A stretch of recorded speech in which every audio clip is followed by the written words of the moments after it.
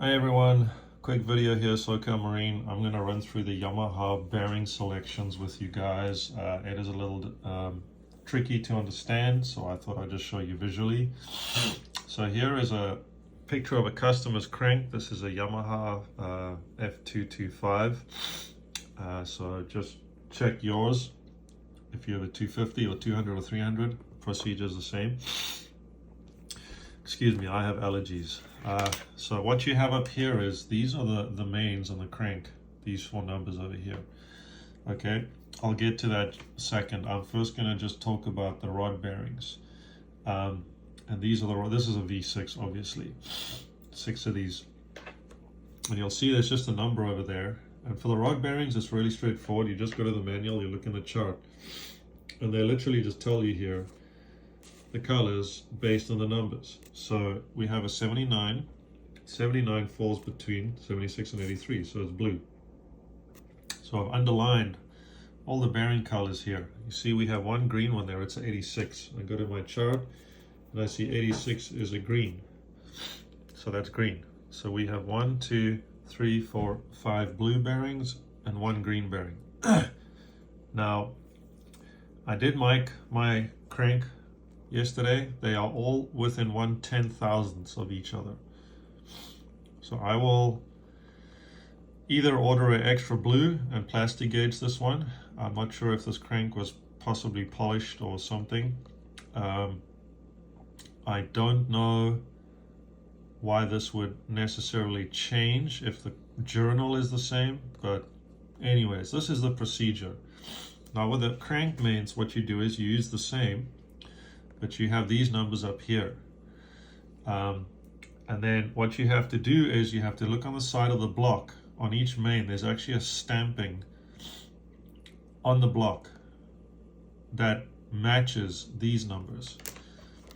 And so I printed out, this is the chart that you're supposed to use. And so the numbers on the left are the crankshaft. See there? Those numbers we had before. You follow this, and then you go look on the cylinder block. A lot of times these numbers get corroded, so if you can sort of cross match another one,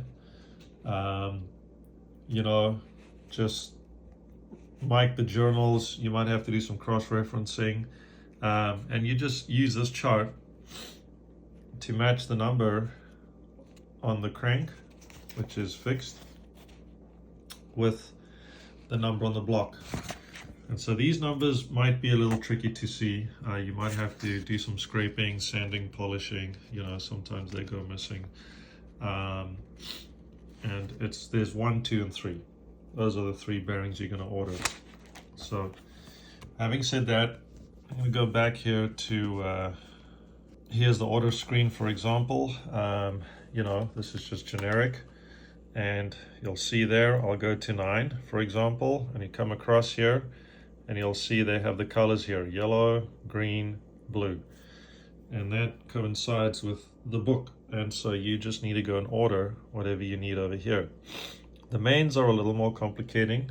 What you got to do is scroll up here, and you'll see this is the thrust bearing, has a different number. So you're going to have 3 of these regular main bearings.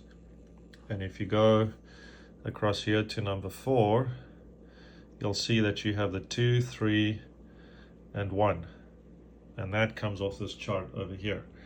So you just order a 1, 2, 3, whatever you need. And then on the thrust bearing over there, you're going to come down here, same thing, but obviously it's a thrust bearing, so it's just going to have a different number. Same procedure though. So yeah, it's kind of that simple. I would just make sure everything's correct. You know, I wouldn't blindly follow this. Use some plastic gauge just to verify your clearances if you're unsure. Thanks for watching.